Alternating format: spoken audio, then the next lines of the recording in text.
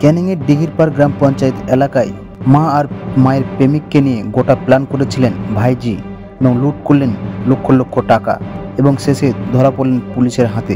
ছিলেন দোকানের মালিকের বাড়িতে ডাকাতির ঘটনায় তদন্তে নেমে বিস্ফোরক তথ্য উঠে এলো পুলিশের হাতে। গ্রেপ্তার করা হয়েছে মালিকের ভাইজি, তার মা ও তার প্রেমিককে। ঘটনাটি ঘটে ক্যানিংয়ের দিঘিরপাড় গ্রাম পঞ্চায়েত এলাকায়।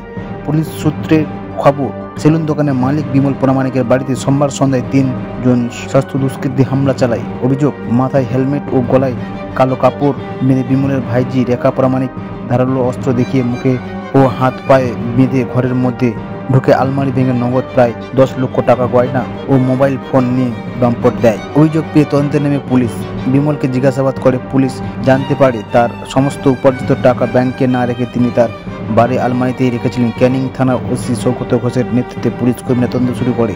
পরিবারের সদস্যদের সঙ্গে কথা বলতে থাকেন তদন্তকারীরা।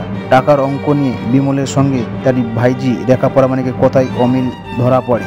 দফায় দফায় জেরা করার পর দীর্ঘক্ষণ জেলে রাখার পরই তিনি পুলিশের কাছে সব স্বীকার করেন এবং তিনি জানায় কাকার উপার্জিত টাকা হাতানোর জন্য সে তার মায়ের প্রেমিককে সঙ্গে নিয়ে এই ডাকাতি গল্প এটা একটি ষড়যন্ত্র করা হয়েছিল। রাখি মা সারথী হারোয়া থানা এলাকায় পেশায় গাড়ি চালক।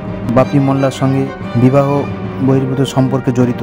রাখি তার মা সারথী তার প্রেমিককে গ্রেপ্তার করেছে ক্যানিং থানা পুলিশ। ইতিমধ্যে সেই ছবি দেখতে পাচ্ছেন ধর্মেন্দ্র ইউটিউব চ্যানেলে।